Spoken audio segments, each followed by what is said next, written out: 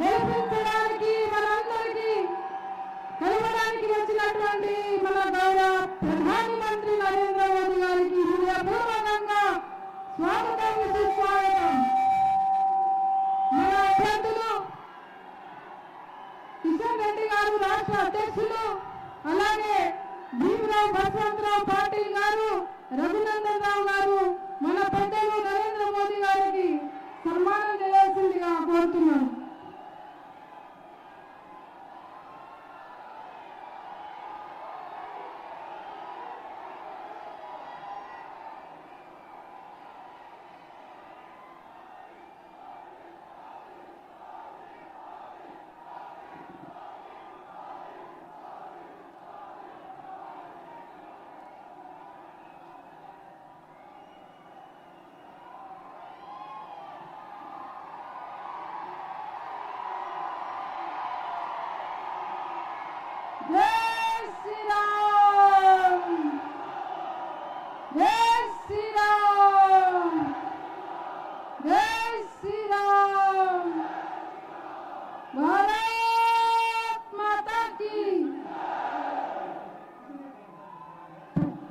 పెద్దలు మన రాష్ట్ర అధ్యక్షులు గంగాపురం కిషన్ రెడ్డి గారు మాట్లాడాల్సిందిగా కోరుతున్నాం.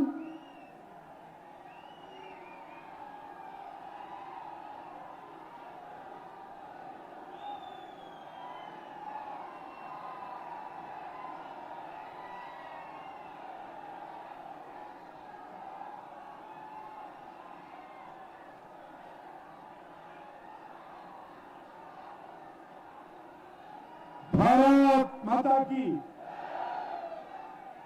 ఈనాటి కార్యక్రమానికి ముఖ్య అతిథులుగా వచ్చినటువంటి మన ప్రియతమ ప్రధానమంత్రి గౌరవ నరేంద్ర మోడీ గారు, వేదిక మీద ఉన్నటువంటి ఇతర పెద్దలు, ఈ కార్యక్రమానికి వచ్చినటువంటి సోదరుమణులు, ఈ యొక్క జహీరాబాద్ మెదక్ పార్లమెంట్ నియోజకవర్గాల నుంచి పెద్ద సంఖ్యలో వచ్చినటువంటి మీ అందరికి కూడా నేను శిరస్సు వచ్చి నమస్కరిస్తా ఉన్నాను.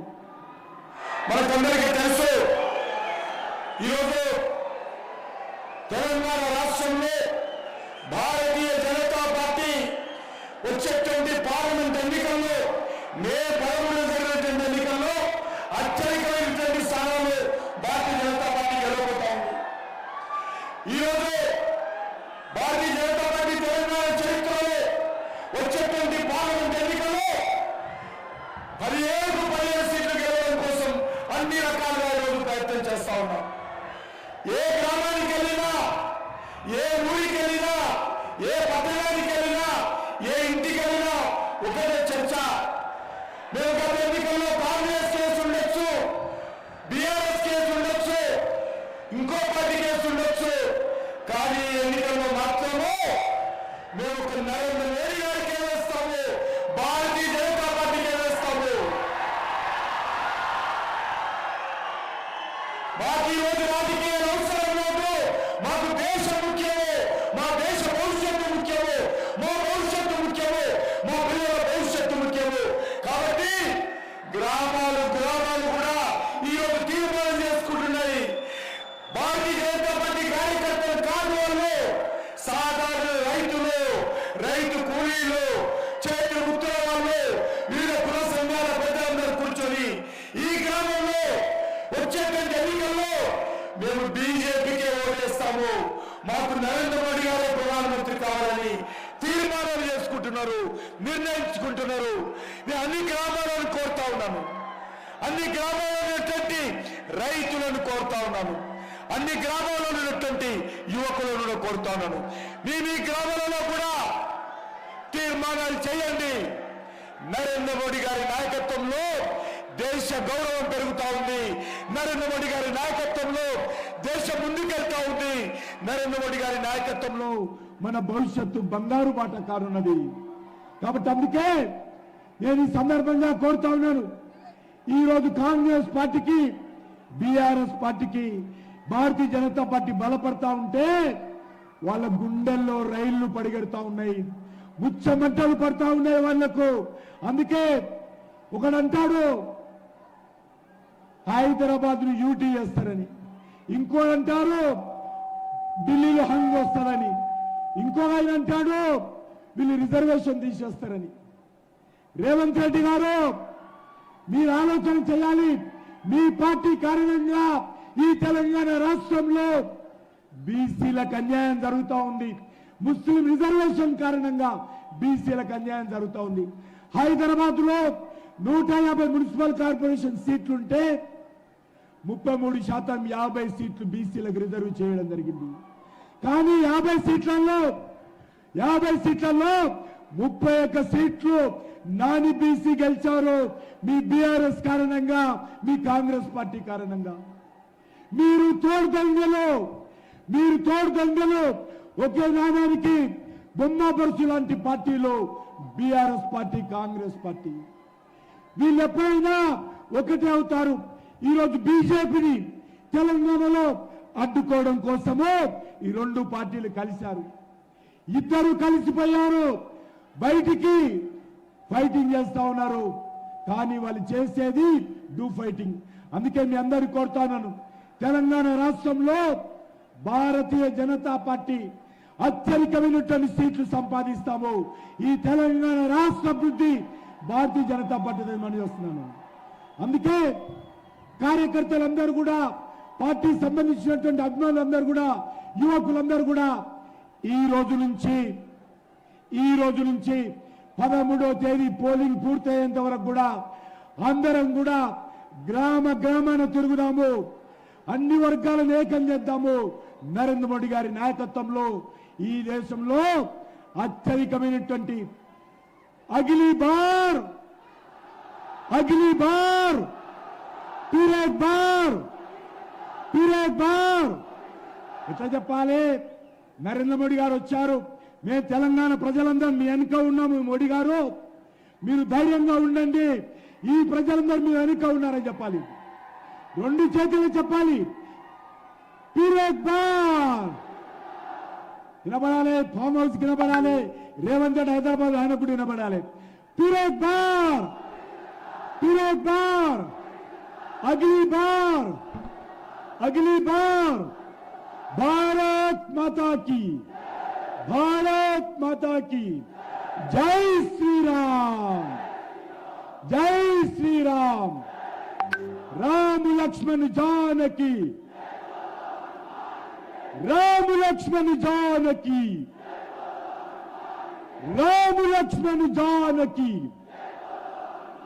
నరేంద్ర మోడీ గారి నాయకత్వం కమలం పువ్వు గుర్తుకే భారతీయ జనతా పార్టీ భారత్ మాతా की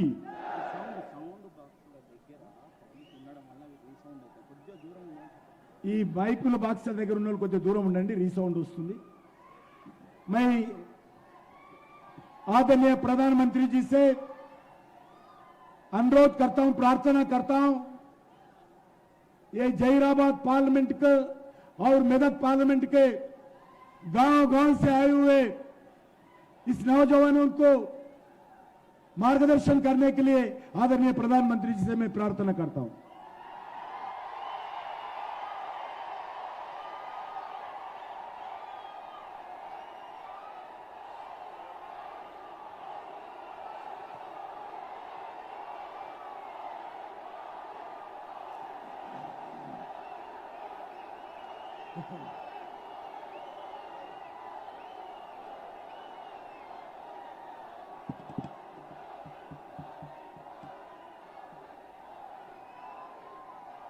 भारत माता की ना तेलंगाना कुटुंब సభ్యులందరికీ नमस्कार. मैं केतकी संगमेश्वर स्वामी को प्रणाम करता हूं. मैं भगवान बसवेश्वर और श्रद्धेय सेवालाल महाराज जी के चरणों में नमन करता हूं। నేను సంగమేశ్వర స్వామి అదే రకంగా జరాసంగము ఏడుపాయల దుర్గా అమ్మవారికి బసవేశ్వర స్వామికి నమస్కరిస్తూ సేవాలాల్ మహారాజ్ కూడా పాదపద్మములతో నమస్కరిస్తా ఉన్నాను। साथियों, पिछले 10 वर्षों में देश ने देखा है कि एनडीए की स्थिर सरकार, निर्णायक सरकार देश को कितना आगे लेकर जा सकती है। మిత్రులారా, గత 10 సంవత్సరాలుగా ఎన్డీఏ ప్రభుత్వము ఒక స్థిరమైన మరియు నిర్ణయాత్మకమైనటువంటి ప్రభుత్వాన్ని ఏ రకంగా నడిపామో మీరు కల్లారా చూశారు। एक समय था जब दुनिया प्रगति कर रही थी, लेकिन भारत को कांग्रेस ने करप्शन के दल दल में फंसा दिया था। दुनिया आर्थिक प्रगति कर रही थी, लेकिन भारत पॉलिसी पैरालिसिस का शिकार था। एनडीए ने भारत को बहुत मुश्किल से उस दौर से बाहर निकाला है, लेकिन कांग्रेस फिर से देश को पुराने दुर्दिनों में लेकर जाना चाहती है। మిత్రులారా, ఒక సమయంలో ప్రపంచమంతా కూడా అభివృద్ధిలో దూసుకుపోతా ఉంటే కాంగ్రెస్ మన భారతదేశాన్ని అవినీతి ఊబిలోకి నెట్టివేసి ప్రపంచమంతా కూడా ఆర్థిక అభివృద్ధి చెందుతూ ఉంటే పాలసీ పెరాలిసిస్ తోని విధానపరమైన నిర్ణయాలతో నిష్క్రియంగా మార్చింది। ఎన్డీఏ అతి కష్టం మీద కూడా ఏ రకంగా గట్టెక్కించిందో మనం అందరం కూడా కల్లారా చూశాము। साथियों, कांग्रेस कहीं भी हो, उसकी पॉलिटिक्स के 5 निशान होते हैं, उसके पंजे जैसे 5 निशान है। पहला, झूठे नारे, झूठे वादे। दूसरा, वोट बैंक की राजनीति। तीसरा, माफियाओं, अपराधियों को बढ़ावा। चौथा, परिवारवाद। और 5वां, करप्शन। इन 5 निशानों से मिलकर कांग्रेस का पंजा बनता है। अब तेलंगाना में भी लोग कांग्रेस के इस पंजे को महसूस कर रहे हैं। మిత్రులారా, కాంగ్రెస్ ఎక్కడ అధికారంలో ఉంటుందో అక్కడ పంచసూత్రాల పేరు మీద రాజకీయాలు చేస్తూ ఏ రకంగా మొదటిగా అబద్ధాలు, తర్వాత ఓటు బ్యాంక్ రాజకీయాలు, మాఫియా మరియు నేరస్తుల ప్రోత్సహించడము, 4వది కుటుంబ పాలన, 5వది అవినీతి। ఈ పంచసూత్రాలు కలిపితే ఇది చేతి గుర్తు అవుతుంది। ఈ పంచసూత్రాలు, ఈ చేతి గుర్తులు తెలంగాణలో కూడా ఏ రకంగా ప్రజలు అనుభవిస్తున్నారో ఇప్పుడిప్పుడే అర్థం చేసుకుంటున్నారు। तेलुगु फिल्म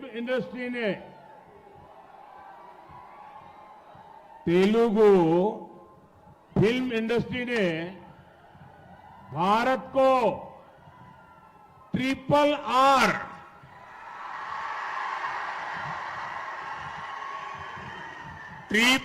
आर जैसी सुपरहिट फिल्म दी। लेकिन आज तेलंगाना कांग्रेस ने राज्य के लोगों को डबल आर टैक्स दे दिया है। ट्रिपल आर फिल्म ने पूरी दुनिया में भारत का नाम रोशन किया, लेकिन ये डबल आर टैक्स भारत के लिए शर्मिंदगी बढ़ा रहा है।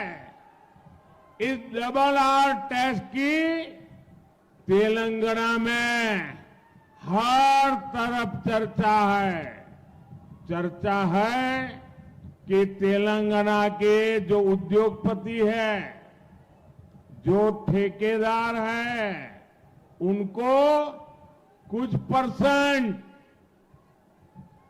डबल आर टैक्स पिछले दरवाजे से देना पड़ रहा है। आरोप है कि यहां टोटल जितनी वसूली होती है उसमें से एक खास हिस्सा डबल आर टैक्स के तौर पर काला धन दिल्ली जाता है। मुझे पता है आप सब ये डबल आर टैक्स से बहुत ही त्रस्त है। मुझे ज्यादा विस्तार में जाने की जरूरत नहीं है। आप समझ गए होंगे ये डबल आर कौन है। మిత్రులారా, తెలంగాణ సినీ పరిశ్రమలో త్రిబుల్ ఆర్ అనే సినిమా సూపర్ హిట్ అయిన విషయం మనందరికీ తెలిసిందే. కానీ ఈరోజు తెలంగాణలో అంతకుమించి ఈరోజు డబుల్ ఆర్ ట్యాక్స్ పేరు మీద ఈరోజు పెద్ద ఎత్తున కూడా తెలంగాణలో చర్చ జరుగుతూ ఉన్నది. ప్రపంచమంతా కూడా గర్వపడితే త్రిబుల్ ఆర్ సినిమా వల్ల ఇప్పుడు మన దేశం సిగ్గుపడుతున్నది తెలంగాణలోని డబుల్ ఆర్ ట్యాక్స్ వల్ల. అందుకనే ఈరోజు డబుల్ ఆర్ ట్యాక్స్ ద్వారా ఏ పారిశ్రామికవేత్తల ద్వారా పెద్ద ఎత్తున ఈరోజు ఆ ట్యాక్స్ మీద వసూలు చేస్తున్నారో అందులో పెద్ద ఎత్తున ఇవాళ ఢిల్లీకి ఆ నల్ల దళాన్ని కప్పం కడుతూ ఉన్నారు ఈ తెలంగాణలోని ఈ అధికారులు. కాబట్టి ఈ యొక్క డబుల్ ఆర్ ట్యాక్స్ వల్ల విసిగిపోయిన తెలంగాణ ప్రజలు, మరి నేను ఎక్కువగా చెప్పదలుచుకోలేదు, ఈ డబుల్ ఆర్ ట్యాక్స్ ఎవరు వసూలు చేస్తున్నారో, ఎవరికి కప్పం కడుతున్నారో మీరు అర్థం చేసుకోవాల్సిందిగా మిమ్మల్ని నేను కోరుతా ఉన్నాను. भाइयों बहनों, अगर आपने ये डबल आर टैक्स पर लगाम नहीं लगाई तो ये 5 साल में आपको ऐसा बर्बाद कर देगा, तेलंगाना फिर खुदा खड़ा नहीं हो पाएगा। पहले टीआरएस बीआरएस ने तेलंगाना को बर्बाद कर दिया, अब ये डबल आर वो भी बर्बाद करेगा। और इसलिए उसको लगाम लगाने के लिए इस बार तेलंगाना से सभी भाजपा को जिता करके दिल्ली भेजो तो वो डरेगा और लगाम रहेगी। మిత్రులారా, ఈ ప్రభుత్వం ఏదైతే కొత్త పంత ఎంచుకున్నదో డబుల్ ఆర్ ట్యాక్స్ పేరు మీద తెలంగాణను దోచుకుంటున్నది కాబట్టి తెలంగాణ పూర్తిగా వినాశనమయ్యే ప్రమాదం ఏర్పడుతున్నది. గతంలో బీఆర్ఎస్ కూడా ఏ రకంగా అవినీతికి పాల్పడి రాష్ట్రాన్ని దోచుకున్నదో, బీఆర్ఎస్ కాంగ్రెస్ ఇద్దరు తోడు దొంగలే, ఒక గూటి పక్షులే. కాబట్టి ఈ తెలంగాణ ప్రజలు విముక్తి కావాలంటే బీజేపీని గెలిపించాలి. త్వరలో తెలంగాణలో పెద్ద ఎత్తున బీజేపీ అభ్యర్థులను గెలిపించి తెలంగాణను ఆదుకోవాల్సిందిగా మీతో నేను విజ్ఞప్తి చేస్తా ఉన్నాను. साथियों, कांग्रेस पार्टी ने आपको लूटने के लिए एक और नया तरीका निकाला है। अगर कांग्रेस सरकार बनी तो ये लोग इनहेरिटेंस टैक्स लाने की बात कर रहे हैं, यानी आपकी जीवन भर की कमाई, आपने जो बचा करके रखा है, जिंदगी भर मेहनत करके जो कमाया है, और आपकी इच्छा है कि मरने के बाद ये आपकी संपत्ति, आपने जो कमाया है वो आपके संतानों को मिले, लेकिन कांग्रेस ऐसा टैक्स लाने वाली है कि अब आपने जो कमाया है वो पूरा का पूरा आपके बच्चों को नहीं दे सकेंगे। आधे से ज्यादा 55% ये कांग्रेस ने वसूल करने की योजना बना ली है। आपको कांग्रेस के इन खतरनाक इरादों से सावधान रहना है। మిత్రులారా, ఒకవేళ పొరపాటున కేంద్రంలో కాంగ్రెస్ ప్రభుత్వం వచ్చినట్టయితే మన వారసత్వ ఏదైతే సంపద ఉన్నదో ఆ సంపద నుంచి కొత్త రకం పంత ఎంచుకొని కాంగ్రెస్ పార్టీ ఇప్పుడు ట్యాక్స్ వసూలు చేస్తామంటున్నది. అది 55% మన సంపద నుంచి మన పిల్లలకు దక్కకుండా ఇవాళ కాంగ్రెస్ దాన్ని కాజేసేదానికి కుట్రలు కుతంత్రాలు పన్నుతా ఉన్నది.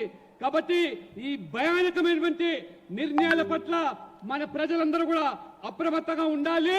లేనట్లయితే మన తల్లిదండ్రులు సంపాదించినటువంటి ఈ ఆస్తిలో 55% ఈ కాంగ్రెస్ దోచుకునేదానికి ఇవాళ ఏదైతే పన్నాగం పడుతున్నదో మీరందరూ కూడా దీని పట్ల అప్రమత్తంగా ఉండాలని చెప్పి కూడా నేను మీ అందరికీ విజ్ఞప్తి చేస్తా ఉన్నాను.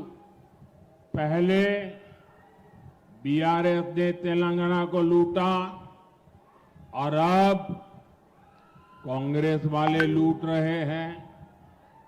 आप देखिए, बीआरएस ने कालेश्वरम प्रोजेक्ट का इतना बड़ा स्कैम किया।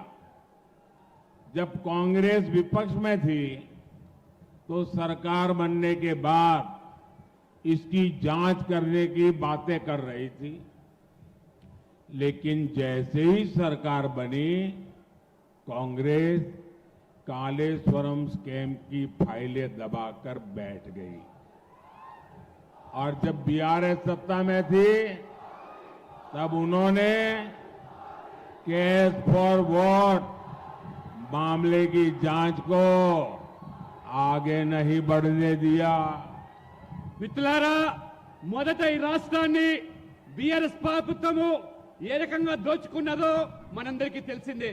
ఆనాడు కాళేశ్వరం యొక్క ప్రాజెక్టు పేరు మీద జరిగిన కుంభకోణము, ఆనాడు ప్రతిపక్షంలో ఉన్నటువంటి కాంగ్రెస్ పార్టీ ఏ రకంగా కాళేశ్వరంలో బీఆర్ఎస్ దోచుకున్నదో ఆ రోజు మాట్లాడినటువంటి ఆ కాంగ్రెస్ పార్టీ ఇవాళ అధికారంలోకి వచ్చిన తర్వాత ఆ కాళేశ్వరం ప్రాజెక్టు సంబంధించినటువంటి ఫైళ్ళన్నీ కూడా తొక్కిపెట్టి ఏ రకంగా ఇవాళ ద్వంద్వ నీతి అవలంబిస్తున్నదో మనమందరం కూడా గమనిస్తా ఉన్నాము. కాబట్టి ఈ విధంగా కాంగ్రెస్ ప్రభుత్వము ఏ రకంగా ఇద్దరు కూడా తోడు దొంగలు కాబట్టి ఒకరినొకరు కాపాడుకునేటువంటి ప్రయత్నాన్ని చేస్తూ ఉన్నారు. కాబట్టి జాగ్రత్తగా ఉండమని చెప్పి నేను కోరుతా ఉన్నాను. कांग्रेस बीआरएस दोनों अलग नहीं बल्कि दोनों एक ही करप्शन रैकेट के मेंबर्स हैं। कांग्रेस बीआरएस का ये करप्शन रैकेट कहां तक फैला हुआ है ये दिल्ली के लीकर स्कैम से भी पता चलता है। दिल्ली में जिस पार्टी ने लीकर स्कैम किया उसमें बीआरएस के लोग शामिल निकले और उसी पार्टी से दिल्ली में कांग्रेस का अलायंस है। इसलिए जब इस स्कैम पर कार्रवाई हुई तो करप्शन रैकेट के ये सारे मेंबर्स एक दूसरे के समर्थन में आ गए। మిత్రులారా, కాంగ్రెస్ బీఆర్ఎస్ వేరు కాదని తోడు దొంగలని చాలా స్పష్టంగా చెబుతా ఉన్నాను. ఎందుకంటే ఈ కాంగ్రెస్ బీఆర్ఎస్ రెండు కూడా ఈ ర్యాకెట్ కమిటీలో ఇద్దరు కూడా సభ్యులే. ఢిల్లీలో జరిగిన మద్యం కుంభకోణంలో ఏ రకంగా ఒక పార్టీ అవినీతికి పాల్పడితే ఆ పార్టీతో కలిసి ఈ బీఆర్ఎస్ ప్రభుత్వం ఏ రకంగా మద్యం కుంభకోణంలో పాల్పడ్డదో అటువంటి పార్టీతో ఇవాళ బీఆర్ఎస్ ఆ రకంగా అలయన్స్ లో కొనసాగుతూ ఉంటే మరి కాంగ్రెస్ పార్టీ ఏ రకంగా ఆ మద్యం కుంభకోణంలో ఉన్నటువంటి ఆ ఢిల్లీ పార్టీతో అనుబంధంగా ఉంటే ఇవాళ బీఆర్ఎస్ వేరు కాదనే విషయాన్ని, కాంగ్రెస్ వేరు కాదనే విషయాన్ని తెలుసుకోవాల్సి నేను కోరుతా ఉన్నాను. बीजेपी किसान कल्याण को प्राथमिकता देती है, लेकिन कांग्रेस हमारे अन्नदाता को भी धोखा देने में पीछे नहीं है। तेलंगाना में कांग्रेस ने सरकार बनने के 100 डेज के भीतर किसानों का कर्ज माफ करने का वादा किया था। वो वादा आज तक पूरा नहीं हुआ। पैडी पर 500 रुपये पर क्विंटल देने का वादा भी इन्होंने किया था। अब ये उस वादे के बारे में भी मुंह पे ताला लगा दिया है, बोलने को तैयार नहीं है। మిత్రులారా, భారతీయ జనతా పార్టీ రైతులను అన్నదాతగా భావిస్తూ వారు భగత్ స్వరూపులుగా ఇవాళ మన ప్రభుత్వం వాళ్ళను కొనియాడుతా ఉన్నది. కానీ ఇవాళ కాంగ్రెస్ ఏ రకంగా రైతులను మోసం చేస్తా ఉన్నదో తెలంగాణలో మీరు చూస్తా ఉన్నారు. ఎన్నికల ముందు రైతుల యొక్క 2 లక్షల రుణాన్ని మాఫీ చేస్తామని 100 రోజుల్లో పూర్తి చేస్తామని చెప్పారు. కానీ వాళ్ళ 100 రోజులు పూర్తయిపోయింది. రైతులు ఈ రకంగా మాఫీ చేయకుండా రుణాన్ని మోసం చేస్తున్నారు మనం చూస్తున్నాము. వరి మీద 500 బోనస్ ప్రకటిస్తున్నామని చెప్పినటువంటి ఈ కాంగ్రెస్ ప్రభుత్వము రేవంత్ రెడ్డి గారు ఇవాళ 100 రోజులు గడువు అయిపోయింది. ఇవాళ 500 బోనస్ ఇవ్వకుండా ఏ రకంగా ఇవాళ మోసం చేస్తుందో గమనించాల్సిందిగా మిమ్మల్ని కోరుతా ఉన్నాను. साथियों, कांग्रेस को ताकत गरीब को गरीब बनाए रखने से मिलती है। तेलंगाना के मेरे नौजवान साथियों, आपका प्यार इतना है, आपका उत्साह इतना है,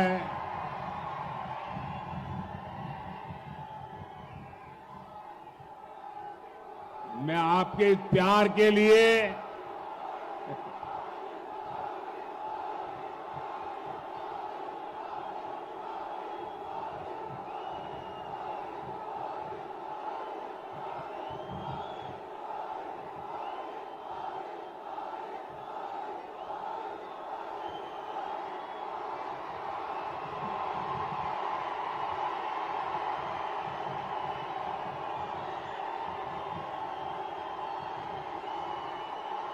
साथियों, ये आपका उत्साह, आपका प्यार इतना जबरदस्त है कि आज ये डबल आर की नींद उड़ जाएगी। మిత్రులారా, యువకులారా, మీ ఉత్సాహాన్ని ప్రేమను చూస్తా ఉంటే మరి ఈరోజు ఈ ప్రభుత్వము మరి కనువిప్పు కావాలి.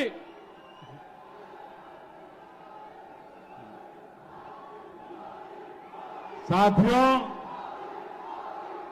कांग्रेस को ताकत गरीब को गरीब बनाए रखने से मिलती है। इसलिए गरीब, दलित, पिछड़ा और आदिवासी हो या देश की महिलाएं हो, कांग्रेस ने कभी उन्हें आगे बढ़ने नहीं दिया। कांग्रेस राज में नारी शक्ति ने जन्म से लेकर जीवन तक हर जगह तकलीफ उठाई है। बेटी पैदा होती थी तो उसकी पढ़ाई सबसे कठिन चुनौती होती थी। स्कूलों में शौचालय न होने से बेटियों को स्कूल बीच में ही छोड़ना पड़ता था और इसलिए हमने बेटी बचाओ बेटी पढ़ाओ अभियान शुरू किया। हर स्कूल में बेटी के लिए अलग टॉयलेट बनवाए। अब बेटियां भी शिक्षा में भी आगे बढ़ रही है। आज पीएम आवास में बनने वाले घर भी मुख्य रूप से महिलाओं के नाम पर ही दिए जा रहे हैं। మిత్రులారా, కాంగ్రెస్ పార్టీ ఎప్పుడు పేదలను పేదవాళ్ళుగానే మార్చడానికి ప్రయత్నం చేశారు.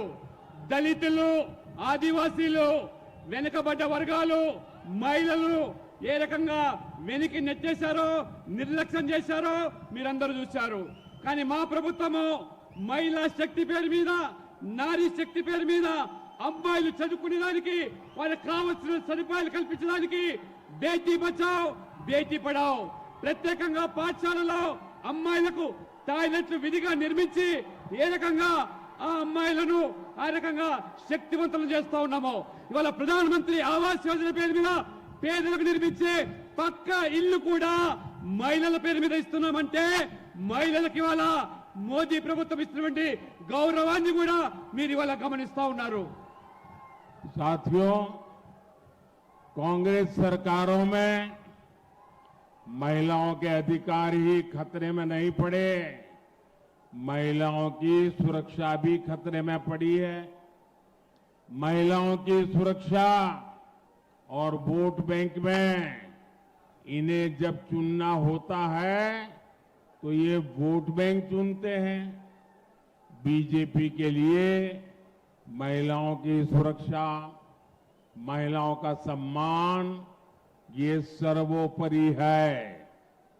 कोई भी व्यक्ति चाहे वो कितना भी बड़ा क्यों ना हो, अगर वो महिलाओं के सम्मान के साथ खिलवाड़ करता है तो उसे बख्शा नहीं जाना चाहिए।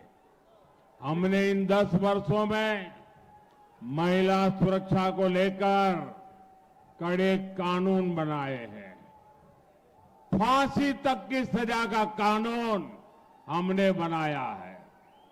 अगले 5 वर्षों में हम इसी दिशा में और मजबूती से काम करेंगे। మిత్రులారా, మహిళల అధికారాలే కాదు కాంగ్రెస్ పార్టీ హరించింది, మహిళలకు కూడా రక్షణ లేకుండా ఓటు బ్యాంకు రాజకీయాలకు ఏదైతే పాల్పడ్డదో, ఇవాళ మా ప్రభుత్వం ఖచ్చితంగా మహిళల రక్షణ కోసము అవసరమైనటువంటి కొత్త చట్టాలు తీసుకురావడమే కాకుండా మహిళలను గౌరవించకుండా కించపరిచేటువంటి ఏ వ్యక్తులైనా శక్తులైనా ఉరిశిక్ష సైతం విధించేటువంటి ఒక కఠినమైనటువంటి చట్టాలను తీసుకొచ్చి ఇవాళ మహిళలను ఆదరిస్తుంది, గౌరవిస్తుంది మా ప్రభుత్వము. साथियों, जब एक सरकार मजबूत होती है, जब एक सरकार निर्णायक होती है और एक सरकार जो सिर्फ और सिर्फ देशभक्ति से काम करती है, तो वो कैसे इतिहास रच सकती है? आप सब देख रहे हैं, अयोध्या में भव्य राम मंदिर इसका उदाहरण है। प्रभु राम मंदिर की प्रतीक्षा 500 वर्षों से थी। जो मंदिर आजादी के तुरंत बाद बनाया जाना चाहिए था, वो सपना आज दिल्ली में मजबूत सरकार होने के कारण आंखों के सामने पूरा हो गया। अब आप मुझे बताइए, ये अयोध्या में राम मंदिर बना के नहीं बना? बना के नहीं बना? किसने बनाया? किसने बनाया? किसने बनाया? ये अयोध्या का राम मंदिर मोदी ने नहीं बनाया है। ये अयोध्या का राम मंदिर आपके एक वोट के कारण बना है। आपके मजबूत वोट ने, देश में से जो मजबूत वोट मिला, हमें पूर्ण बहुमत मिला और इसके कारण ये भगवान राम का मंदिर बना। हमारे लिए एक एक वोट आपके सपनों को लेकर के आता है और हमारी एक एक पल आपके सपनों को संकल्प बनाने के लिए हम खपा देते हैं। साथियों, हमारे लिए तो आपका एक एक वोट सर्वोपरि है। हमारे लिए तो आपका सपना सर्वोपरि है। कांग्रेस के लिए उनका वोट बैंक ही सर्वोपरि है। जो कांग्रेस का वोट बैंक नहीं, उसकी आस्था कांग्रेस के लिए कोई मायने नहीं रखती। इसलिए यहां तेलंगाना में हमारे पर्व त्योहारों पर रोक लगाने की कोशिश हो रही है।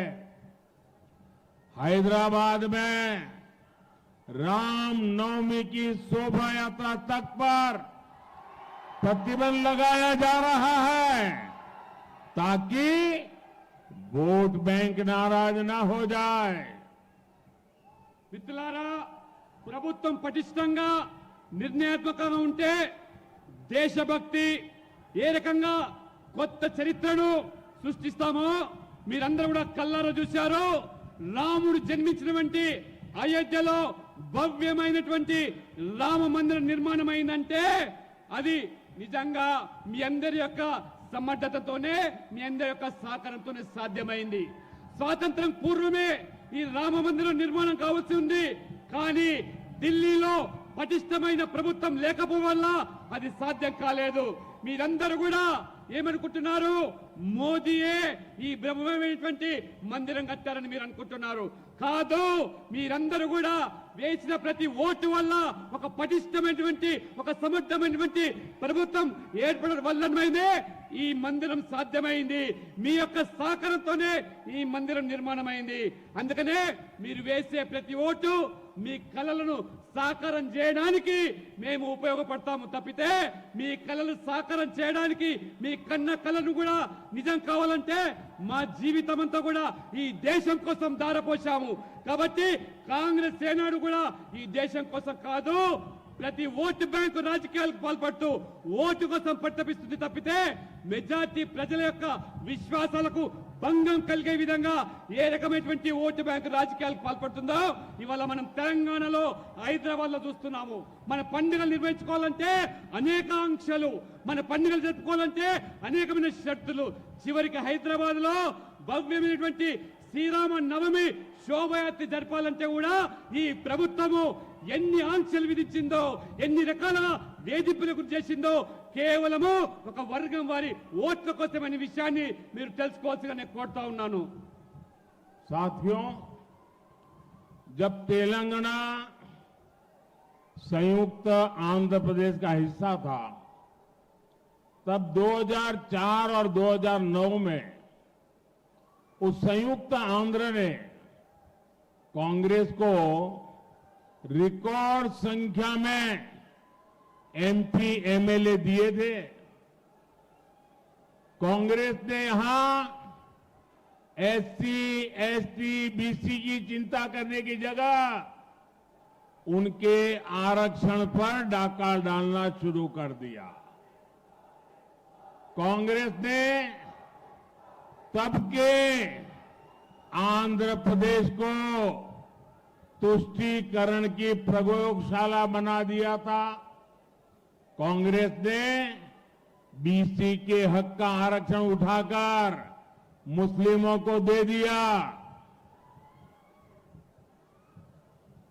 మిత్రులారా, ఆంధ్రప్రదేశ్ ఉమ్మడి రాష్ట్రంలో 2004, 2009లో రికార్డు స్థాయిలో ఎంపీలను గెలిపించారు. కానీ ఆ కాంగ్రెస్ పార్టీ గెలిచిన తర్వాత ఎస్సీ, ఎస్టీ, ఓబీసీల హక్కులను హరించడమే కాకుండా ఏ రకంగా వాళ్ళ అధికారాలను కాలరాసిందో మీరు కల్లారా చూశారు. ఆ రోజు కాంగ్రెస్ పార్టీ ఆంధ్రప్రదేశ్ ఒక ప్రయోగశాలగా మార్చి ఓబీసీల హక్కులను కాలరాసి ఓబీసీలో ఉన్న వాటాలను ముస్లింల కోసం ఏ రకంగా ఆ రిజర్వేషన్ కల్పించి ఓబీసీల యొక్క హక్కులను కాలరాశారు. కాబట్టి కేవలం ముస్లింల మెప్పు కోసము బీసీలను ఏ రకంగా వాళ్ళను ఇవాళ అధికారులకు కోసారో మీరు చూస్తున్నారు. కాబట్టి మీరు ఈ కాంగ్రెస్ యొక్క ద్వంద్వ నీతితో కూడా ఆలోచన చేయాల్సిగా నేను కోరుతా ఉన్నాను. भाइयों बहनों, आप मुझे बताइए, हमारे तेलंगाना में और हमारे इस इलाके में जो लिंगायत समाज के लोग हैं, जो मराठा समाज के लोग हैं, उसमें 26 कास्ट ऐसी है जो ओबीसी में जाने के लिए मांग कर रही है. लंबे अरसे से चर्चा चल रही है. ये कांग्रेस वालों को हमारे मराठी भाई बहन या हमारे लिंगायत भाई बहन इन 26 जातियों को ओबीसी बनाना मंजूर नहीं है, लेकिन मुसलमानों को रातों रात ओबीसी बना देते हैं. మిత్రులారా, తెలంగాణలో మీరందరూ ఆలోచన చేయండి. ఒక పెద్ద సమాజం లింగాయత్ సమాజము, మరాఠా సమాజము ఈ తెలంగాణలో అయితే ఉన్నారో వాళ్లకు న్యాయం చేయకుండా దాదాపు ఇంకా 26 బీసీ కులాలు కేంద్ర జాబితాలో చేరాల్సిన అవసరాన్ని కాంగ్రెస్ పార్టీ ఏ రకంగా విస్మరించి కేవలము రాత్రికి రాత్రి ముస్లింలను ఓబీసీ జాబితాలో చేర్చి ఇవాళ లింగాయతులను, మరాఠీలను కాకుండా 26 బీసీ కులాలను కేంద్ర జాబితాలో చేర్చకుండా ముస్లింలను చెప్పించేటువంటి ప్రయత్నాలకు ఏ రకంగా కాంగ్రెస్ పూనుకున్నదో ఒక్కసారి మీరందరూ కూడా గమనించాల్సిగా నేను కోరుతా ఉన్నాను. हमारा बंजारा समाज जब भी हमारे बंजारा समाज को देखें, सेवालाल महाराज की हमें पुण्य स्मृति हो जाती है. आपने कभी बंजारा समाज में क्रिमिनल हुए ऐसा सुना है क्या? सेवाभावी लोग हैं, समाज में अच्छी जिंदगी जीने वाले लोग हैं, लेकिन उस बंजारा समाज की भी आशा अपेक्षाओं पर टीआरएस, बीआरएस, कांग्रेस सबने पानी फेर दिया है. మిత్రులారా, మన యొక్క తెలంగాణలో బంజారా సమాజం అంటే లంబాడీ సమాజం, ఏదైతే ఆరాధ్య దైవంగా భావించేటువంటి ఆ సేవాలాల్ యొక్క ప్రభుకు మనమందరం కూడా ఏ రకంగా మరి మనస్పూర్వకంగా గౌరవిస్తామో అటువంటి సమాజం నుంచి వచ్చినటువంటి ఈ యొక్క బంజారాలు, లంబాడీలు ఎంతో గౌరవప్రదమైనటువంటి జీవితాన్ని గడిపేటువంటి వాళ్లను నేరస్తులుగా పరిగణించేటువంటి గత కాంగ్రెస్, బీఆర్ఎస్ లు ఏ రకంగా వాళ్ళ జీవితాలతో చెలగాటం ఆడాయో ఈ రెండు పార్టీలు ఆ సమాజాన్ని కూడా పూర్తిగా వంచి దగా చేసి మోసం చేశాయి. भाइयों बहनों, ये इतने बड़े संविधान लेकर के दुनिया को मूर्ख बनाने वाले लोग, रात दिन आरक्षण के नाम पर झूठ बोलने वाले लोग, ये हमारे तेलंगाना में मादिगा समाज पर क्या बीती है.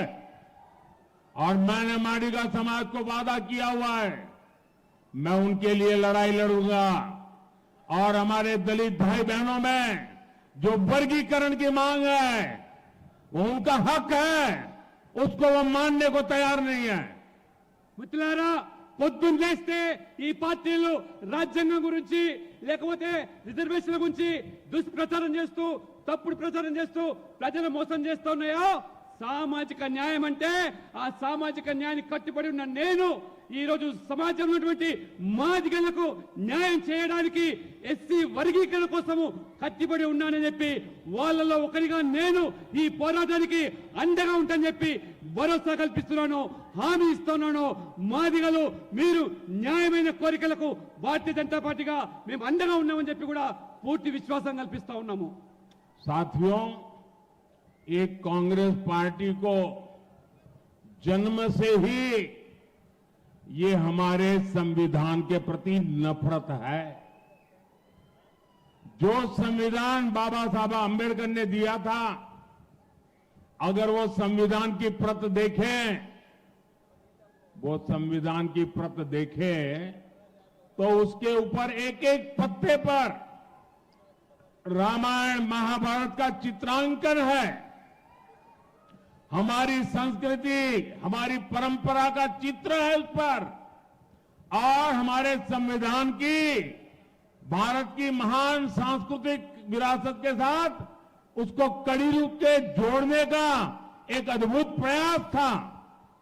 लेकिन कांग्रेस पार्टी ने सबसे पहला काम किया, जब संविधान की वो पहली प्रत कपबोर्ड में रख दी और फिर जो संविधान देश के सामने रखा, भारत की महान संस्कृति और परंपरा की जो लिंक थी, जहां से संविधान आगे बढ़ना था, उस लिंक को तोड़ दिया।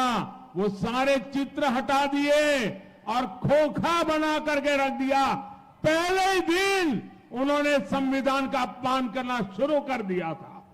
మిత్రులారా, కాంగ్రెస్ మొదటి నుంచి కూడా జన్మత మన రాజ్యాంగం పట్ల గాని, డాక్టర్ బాబాసాహెబ్ అంబేద్కర్ పట్ల గాని ఏమాత్రం కూడా గౌరవం లేకుండా రాజ్యాంగంలో ప్రతిసారి కూడా ఏ రకంగా అవమానపరిచే విధంగా వ్యవహరించారో మనం చూస్తూ వస్తా ఉన్నాము.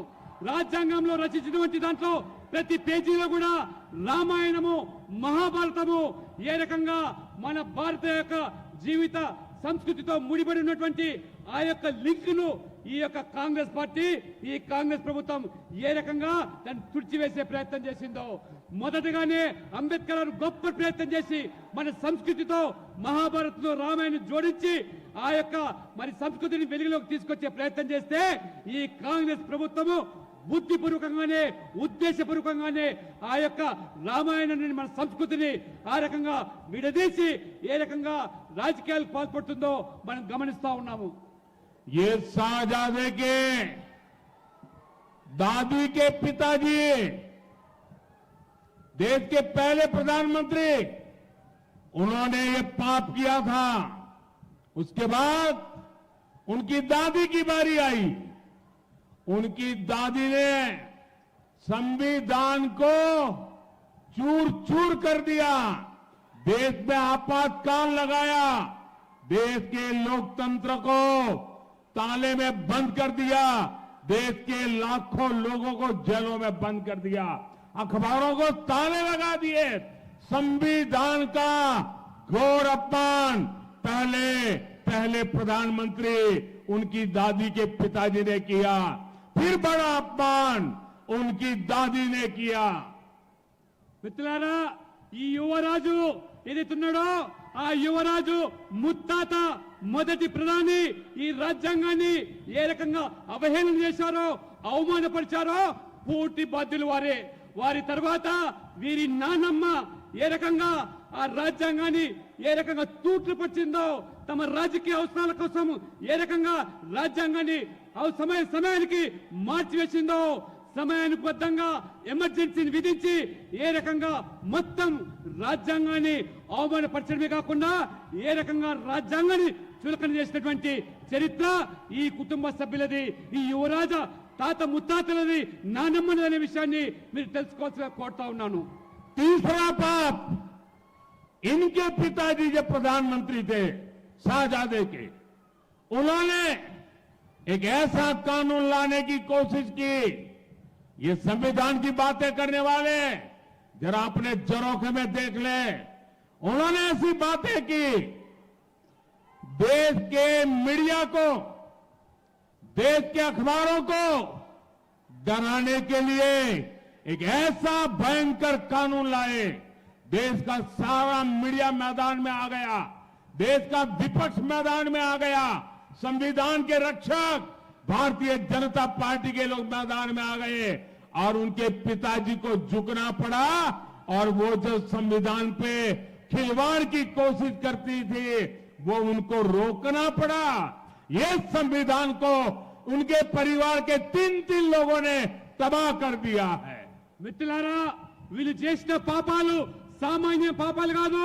వారు చేసినటువంటి 3వ పెద్ద పాపం ఏదైతుందో ఆ రోజు ఏ రకంగా మీడియాను, పత్రికలను, వాళ్ళ స్వేచ్ఛను, స్వతంత్రాన్ని హరింపజేసి వాళ్ళ మీద ఏ రకంగా ఒత్తిడి తీసుకొచ్చారో, వాళ్ళను ఏ రకంగా లొంగదీసే కుట్రలు పన్నారో, కానీ ఆనాడు ఈ భయానక చట్టాలను ఎదిరించింది, పోరాటం చేసింది ఆనాడు ప్రతిపక్షాలు. ఆ రకంగా భారతీయ జనతా పార్టీ ఈ ప్రజాస్వామ్యాన్ని కాపాడడానికి సర్వంగా పోరాటం చేసి అన్ని విధాలు కూడా ప్రజాస్వామ్యాన్ని, రాజ్యాంగానికి పరిరక్షణకు పాటుపడింది భారతీయ జనతా పార్టీ తప్పితే రాజ్యాంగం గురించి మొసలి కన్నీరు కార్చేటువంటి ఈ పార్టీలు ఏ రకంగా పాపాలు చేశాయో ఒక్కసారి ఆలోచన చేయండి. उसके बाद संविधान से सरकार का जन्म होता है। सरकार की कैबिनेट अत्यंत महत्वपूर्ण इकाई होती है। भारत के संविधान ने उसको संरक्षण दिया हुआ है। मनमोहन सिंह जी की सरकार की कैबिनेट ने एक निर्णय किया।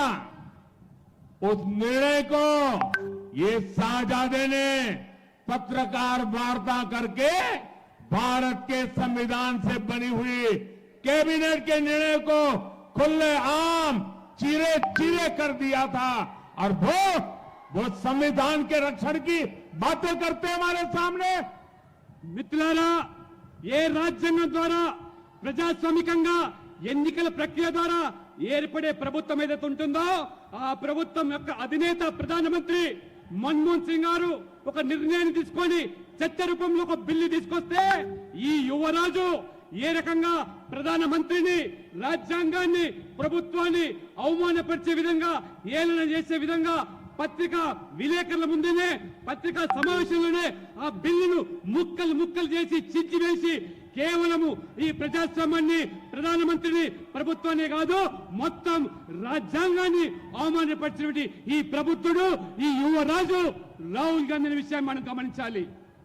साथियों, इतना ही नहीं, भारत का संविधान बना तब देश के विद्वान लोग संविधान सभा में थे और उसमें कोई आरएसएस, जनसंघ, भाजपा तो जन्मा ही नहीं था। उस संविधान सभा में चर्चा हुई, महीनों तक चर्चा चली। डॉक्टर बाबा साहब आंबेडकर ने अपने विचार रखा और संविधान सभा ने निर्णय किया कि धर्म के आधार पर इस देश में कोई आरक्षण नहीं होगा। आरक्षण दलितों, आदिवासी, ओबीसी के लिए ही होगा, औरों के लिए नहीं होगा।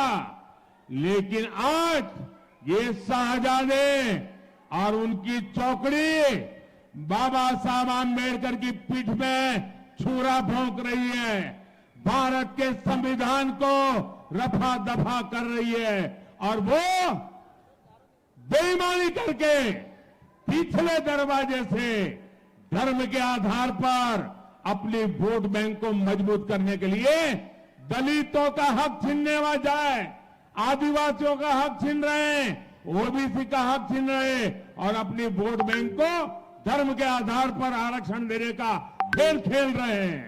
మిత్రులారా, ఆ గొప్ప రాజ్యాంగాన్ని మేధావులు ఆ యొక్క రాజ్యాంగం రచించడంలో బాబాసాహెబ్ అంబేద్కర్ ఏ రకంగా ప్రముఖ పాత్ర పోషించాడో చర్చోపరి చర్చల అనంతరము, మాసాల అనంతరం నెలల తరబడి జరిగినటువంటి చర్చల తర్వాత ఒక గొప్ప రాజ్యాంగాన్ని రచిస్తే ఆ రాజ్యాంగంలో చాలా స్పష్టంగా మతపరమైన రిజర్వేషన్లకు తావు లేదు.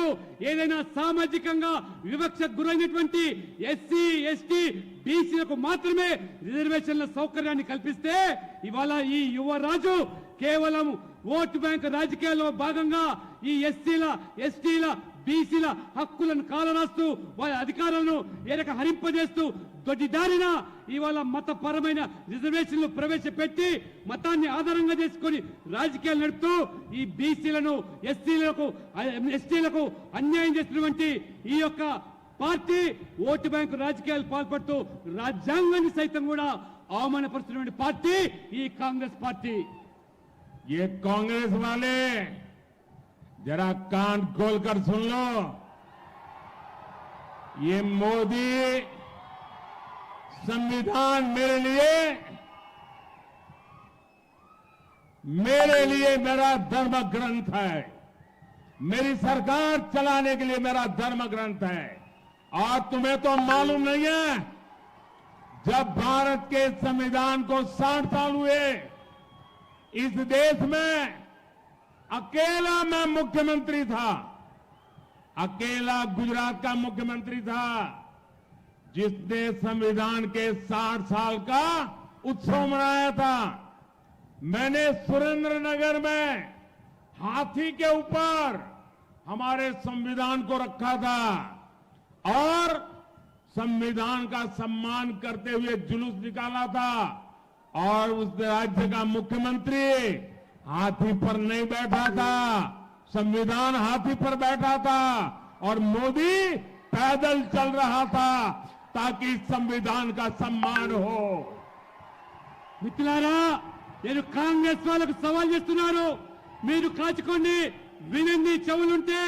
ఈ రోజు ఈ రాజ్యాంగం అంటే ఇదొక పవిత్ర గ్రంథంగా భావించే నేను, ఆనాడు దేశంలో ఒకే ఒక ముఖ్యమంత్రి గుజరాత్ గా నేను ఆనాడు 60 సంవత్సరాల రాజ్యాంగం రచించినటువంటి సందర్భంగా ఒక గొప్ప పండుగగా వైభవంగా ఉత్సవాలు గుజరాత్ లో నిర్వహిస్తే ఏనుగు మీద ఊరేగింపు, నేను ముఖ్యమంత్రిగా మోదీగా నేను ఊరేగింపులో ఆ ఏనుగు మీద కూర్చొని ఊరేగించలేదు, ఆ పవిత్రమైన గ్రంథాన్ని ఏనుగు మీద కూర్చోబెట్టి ఊరేగించి నేను కాలినడకన భారీ ఊరేగింపు నిర్వహించి ఆ పవిత్ర గ్రంథాన్ని గౌరవించినటువంటి వ్యక్తిని, ఆ రాజ్యాంగం అంటే అది పవిత్ర గ్రంథంగా భావించే నేను, ఇది మోదీ అనేటువంటి విషయాన్ని కాంగ్రెస్ తెలుసుకోవాల్సిగా నేను కోరుతా ఉన్నాను.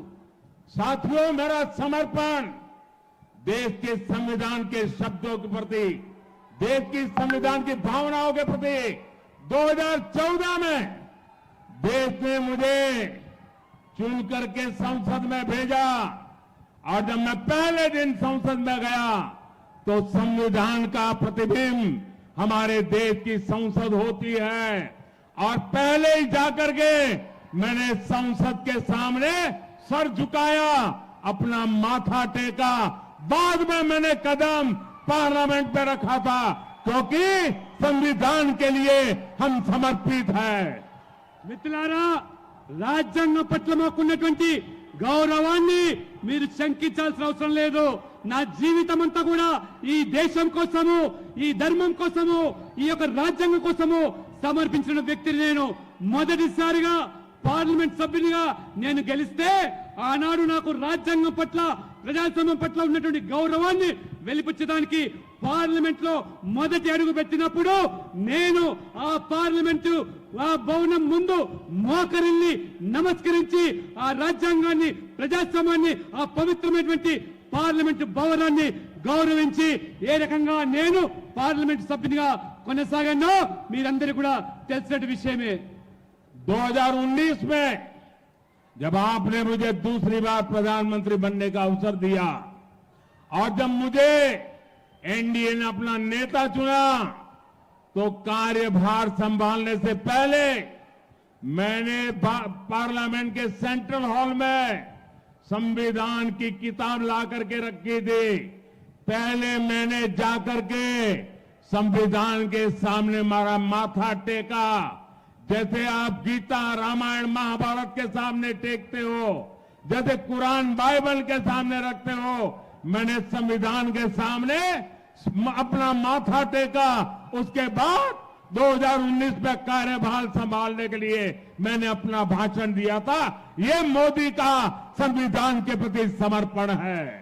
మిత్రులారా, 2019లో రెండవసారి మీ యొక్క సమ్మతంతో ప్రధానమంత్రిగా నేను ఎన్నికైన తర్వాత, ఎన్డీఏ నేతగా ఎన్నిక తర్వాత నేను నా బాధ్యతలు స్వీకరించే మొదలు ఆ పార్లమెంట్ సెంట్రల్ హాల్లో ఆ పవిత్రమైనటువంటి ఆ గ్రంథము ఆ రాజ్యాంగాన్ని ఆ సెంట్రల్ హాల్లో ప్రవేశపెట్టి ఆ సెంట్రల్ హాల్ ఆ పవిత్ర గ్రంథం ముందు నేను ఏ రకంగా ఆ యొక్క గ్రంథాన్ని ఒక పవిత్ర గ్రంథంగా ఏ రకంగా ఇవాళ భగవద్గీతగా ఖురాన్ గా బైబిల్ గా అన్ని వర్గాలు ఏ రకంగా పవిత్ర గ్రంథాలుగా భావిస్తాయో నేను సైతం కూడా ఈ రాజ్యాంగం కూడా అంతే పవిత్ర గ్రంథంగా భావించి ఆ రామాయణ మహాభారత లాంటి గ్రంథాలుగా స్వీకరించి నేను ఆ రకంగా పార్లమెంట్ లో ఆ రకంగా ప్రధానమంత్రిగా బాధ్యతలు స్వీకరించి మొట్టమొదటి ఉపన్యాసం చేశారు. ఇవాళ మోదీ గారిని రాజ్యాంగం పట్ల శంకించేటువంటి ఈ శక్తులు వ్యక్తులు ఈ దేశ పట్ల వారికి ఉన్నటువంటి కట్టుబడి చిత్తశుద్ధి ఏమిటో దేశ ప్రజలు గమనిస్తున్నారని చెప్పి నేను మీకు తెలియజేస్తా ఉన్నాను. ये सत्ता भूख में डूबा हुआ ये शाही परिवार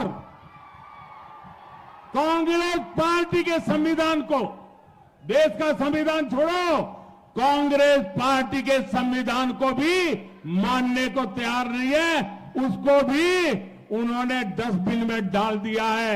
सीताराम केसरी कांग्रेस पार्टी के अध्यक्ष थे, रातों रात उनको बाथरूम में बंद कर दिया गया, उठा करके फुटपाथ पर फेंक दिया और संविधान की परवाह किए बिना कांग्रेस पार्टी पर ये शाही परिवार ने कब्जा कर लिया.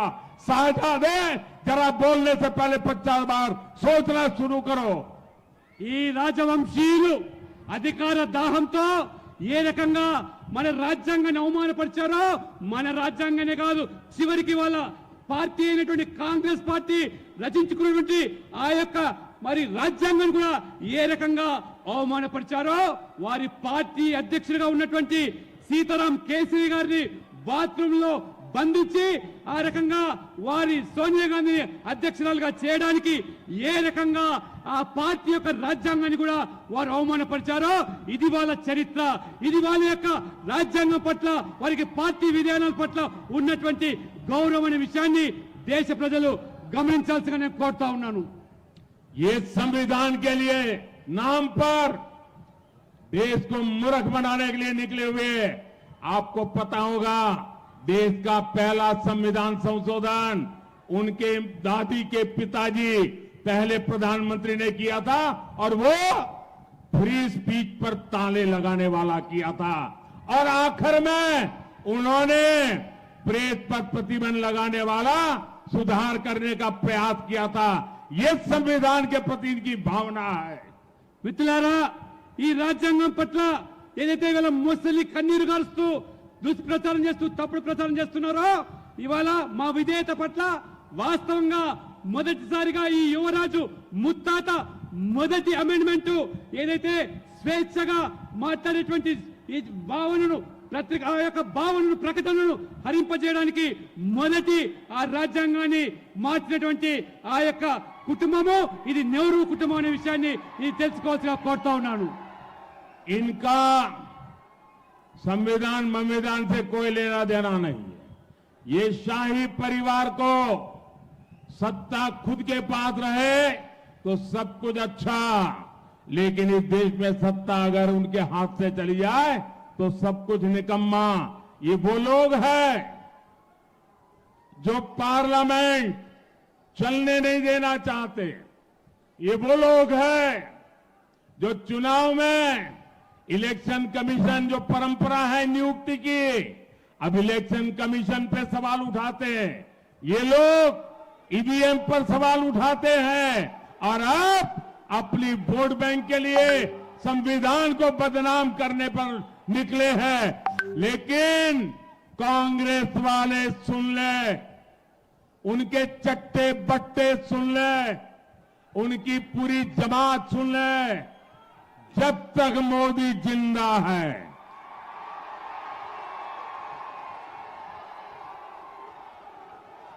जब तक मोदी जिंदा है, मैं संविधान का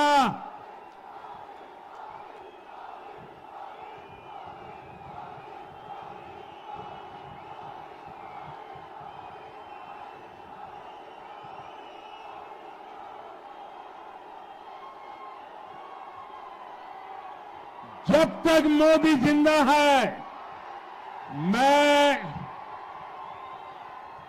दलितों का आरक्षण, आदिवासियों का आरक्षण, ओबीसी का आरक्षण, मुसलमानों को धर्म के आधार पर नहीं देने दूंगा, नहीं देने दूंगा, नहीं देने दूंगा। మిత్రులారా, ఈ రాజవంశీయులు ఈ దేశాన్ని పాలించేదే మా జన్మ హక్కని, రాజ్యాంగం పట్ల గాని ప్రజాస్వామ్యం పట్ల గాని ఏ మాత్రం కూడా విశ్వాసం లేనివంటి ఈ కుటుంబము మేము అవసరమైతే ఈ పార్లమెంట్ కూడా నడవనీయము. ఇవాళ మీరు అధికారంలో ఉంటే మాకు ఈ అధికారాన్ని కావడానికి ఈ దేనికైనా దిగజారుతామని చెప్పి ఇవాళ రాజ్యాంగ సంస్థలైనటువంటి ఎన్నికల కమిషన్ మీద ఇవాళ అనుమానాలు వ్యక్తం చేస్తూ ఉంటారు.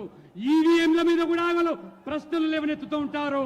వాళ్ళు గెలవకపోతే అందరినీ కూడా అవమానపరుస్తూ ఉంటారు.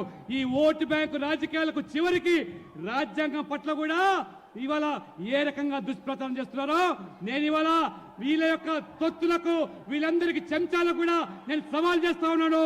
ఈ మోదీ బతికున్నంత వరకు రాజ్యాంగాన్ని కదిలించేటువంటి వ్యక్తి శక్తి ఈ ప్రపంచంలో ఎవరు ఉండరని, ఈ రాజ్యాంగాన్ని కాపాడే పూర్తి బాధ్యత మోదీగా నేను తీసుకుంటున్నాను.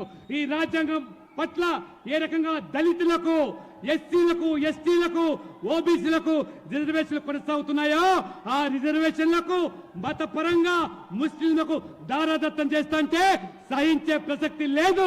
నేను బతికున్నంత కాలం వాటిని అప్పగించానని చెప్పి కూడా నేను ఈ రోజు సవాల్ చేస్తా ఉన్నాను. ఇవాళ साथियों, मैं आज तेलंगाना की धरती से ऐलान करता हूं,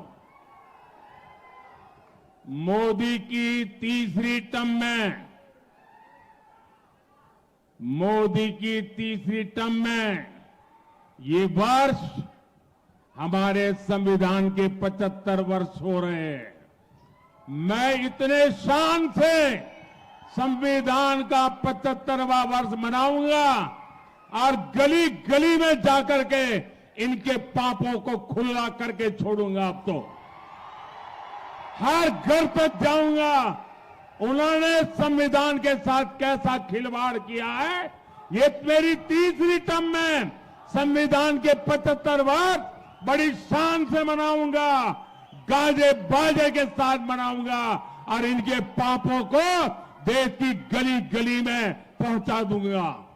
మిత్రులారా, ఈ తెలంగాణ నుంచి నేను ప్రకటిస్తా ఉన్నాను, మోదీగా నేను మూడవసారి ప్రధానమంత్రి అయిన తర్వాత ఈ 75 సంవత్సరాలు రాజ్యాంగాన్ని రచించి పూర్తయ్యే సందర్భంలో తప్పకుండా ఈ 70 సంవత్సరాల రాజ్యాంగ అంగరంగ వైభవంగా ఈ దేశవ్యాప్తంగా ప్రతి పల్లెల్లో ప్రతి పట్టణంలో కూడా వైభవంగా బాజా బదింతులో జరుపుకోవడమే కాకుండా ఆ రాజ్యాంగాన్ని గౌరవింపే రీతిలో ప్రజలను భాగస్వామ్యం చేయడమే కాకుండా వీళ్ళ పాపాలను, ఈ రాజవంశీయుల పాపాలను ఎండగడుతూ ప్రజల ముందు దోషిగా నిలబెట్టడానికి రాజ్యాంగానికి అడుగడుగునా ఏ రకంగా అవమానపరిచారు, తూర్చుపరిచారు, మీ యొక్క అధికార దాహంతో రాజ్యాంగాన్ని ఏ రకంగా కించపరిచారో ఈ 75 సంవత్సరాల ఈ యొక్క ఉత్సవాల సందర్భంగా మీ భాగవతాన్ని బయట పెడతానని, బహిర్గతం చేస్తానని చెప్పి కూడా నేను సవాల్ చేస్తా ఉన్నాను.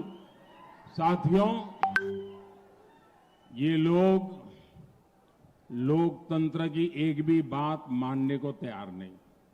ये चुनाव लोकतंत्र का सबसे पवित्र उत्सव होता है, लेकिन इस चुनाव में इन्होंने एक नया उद्योग शुरू किया है, लोकतंत्र की भावना को चूर चूर करने वाला नया उद्योग शुरू किया है।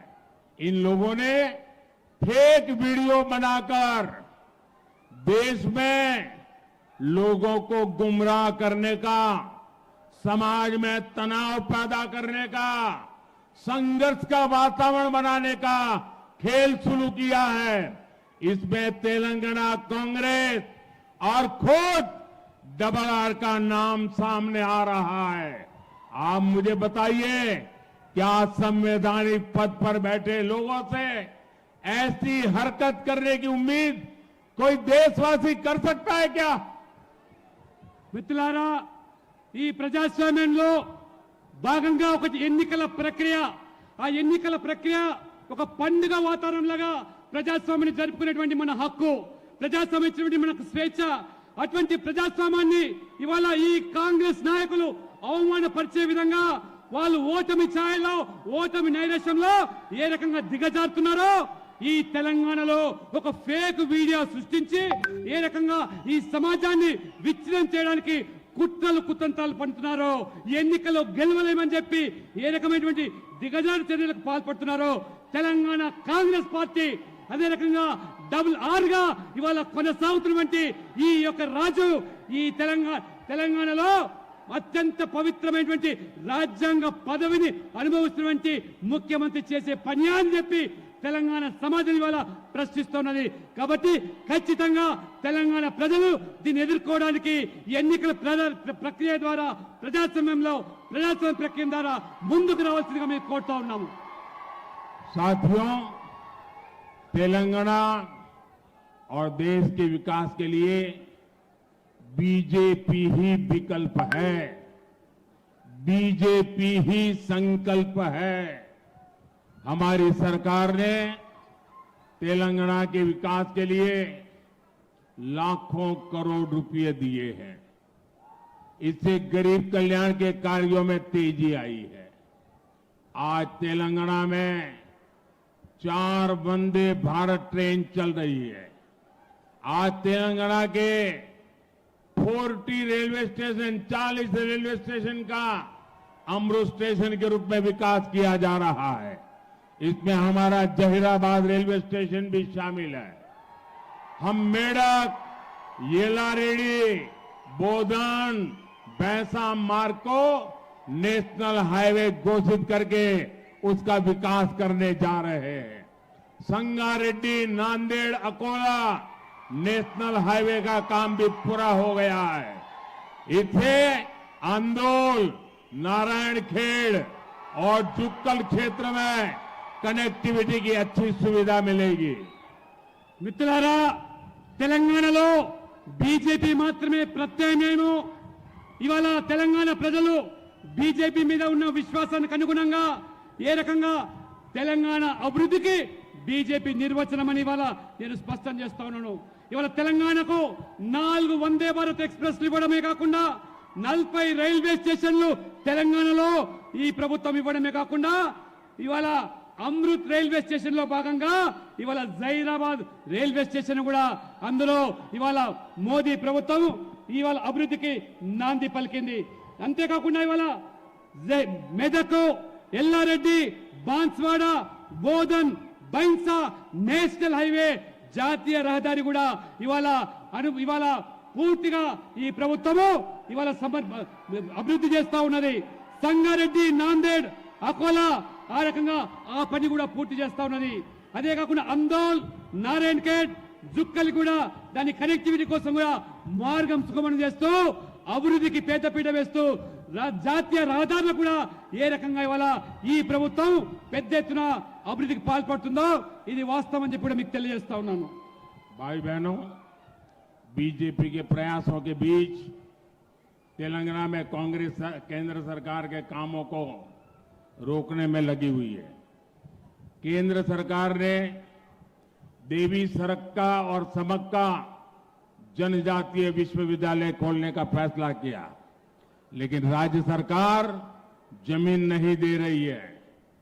मनोहराबाद, सिद्धपेट, सिरिसिल्ला, कोत्तापल्ली वहां रेल लाइन बनाने का काम भी यहां की राज्य सरकार रोक करके बैठी है. आप मुझे बताइए, जो कांग्रेस राजनीति के लिए तेलंगाना का विकास ठप करना चाहती है, उसे तेलंगाना से एक भी सांसद मिलना चाहिए क्या? మిత్రులారా, ఇవాళ భారతీయ జనతా పార్టీ కేంద్రంలో ప్రభుత్వము తెలంగాణకు అభివృద్ధికి పెద్దపీట వేస్తూ అన్ని రంగాల్లో కూడా సముచితమైనటువంటి భాగస్వామ్యం కల్పిస్తూ ఉంటే మన గిరిజనుల ఆదివాసుల ఆరాధ్య దైవము సమ్మక్క సారక్కల పేరు మీద ఆ యొక్క ట్రైబల్ యూనివర్సిటీకి మంజూరు చేస్తే ఈ రాష్ట్ర ప్రభుత్వం కనీసం భూమి ఇవ్వకుండా ఏ రకంగా అడ్డుపడుతున్నదో ఒక్కసారి మీరు గమనించాలి.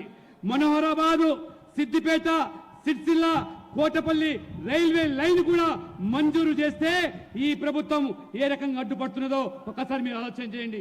కేవలం ఇవాళ రాజకీయాల కోసము సంకుచితమైనటువంటి భావాలతో ఆలోచనతో తెలంగాణ అభివృద్ధిని ఈ ప్రభుత్వం ఏ రకంగా అడ్డుకుంటుందో, ఎన్ని విధాలుగా మేము లక్షల కోట్లు తెలంగాణకు ఇస్తా ఉంటే ఈ కాంగ్రెస్ పార్టీ ఈ యొక్క అభివృద్ధి నిరోధకులకు ఈ రాష్ట్రంలో ఒక్క పార్లమెంట్ సభ్యుడు కూడా గెలిపించాల్సిన అవసరం ఉందా అని చెప్పి నేను మిమ్మల్ని అడుగుతా ఉన్నాను. साथियों, आज ये इंडी अलायंस इतना हताश निराश हो चुका है कि उसे विपक्ष में अधिकृत विपक्ष बनने की भी उम्मीद खो चुका है. उतने लोग भी जीत करके नहीं आएंगे और शायद इतिहास में ये कांग्रेस का सबसे कम नंबर होगा पार्लियामेंट में. आज इनके अलायंस में कोई ऐसी पार्टी नहीं है जो 272 सीट पर चुनाव लड़ रही हो. इसलिए इन्हें वोट देकर अपना वोट खराब करने के लिए कोई भी समझदार हिंदुस्तानी नहीं वोट डालेगा. मेरा आपसे अनुरोध है, 13 मई को 13 मई को जहीराबाद से बीजेपी कैंडिडेट श्री भीमराव बसंतराव पाटिल और मेडक से एम रघुनंदन राव, मेरे इन साथियों को विजयी बनाइए और उनको जब आप वोट देंगे ना, वो वोट सीधा सीधा मोदी को मिलेगा. वो वोट सीधा सीधा मोदी को मिलेगा. मेरे साथ बोलिए भारत माता की, भारत माता की. बहुत बहुत धन्यवाद. మిత్రులారా, ఈ విపక్ష కూటమి ఈసారి ప్రతిపక్ష హోదా కూడా దక్కే పరిస్థితి లేదు. ప్రతిపక్ష హోదా కావాల్సిన సీట్లు కూడా గెలిచే పరిస్థితి లేదు. అన్నిటికంటే చరిత్రలో తక్కువ సీట్లు ఈసారి కాంగ్రెస్ పార్టీకి రాబోతున్నాయి. కాబట్టి మీరు ఈ జైరాబాద్ నుంచి ఏ రకంగా వసంతరావు మరి పార్టీలను మెదక్ నుంచి రఘునందన్ రావును గెలిపించి మీరు వేసే ప్రతి ఓటు మోదీకి దక్కుతుందనే విషయాన్ని గమనించి ఓటు వేయాల్సిందిగా మీ కలను సాకారం చేయడమే మోదీ గ్యారెంటీ అని చెప్పి మీ అందరికీ నేను తెలియజేస్తా ఉన్నాను.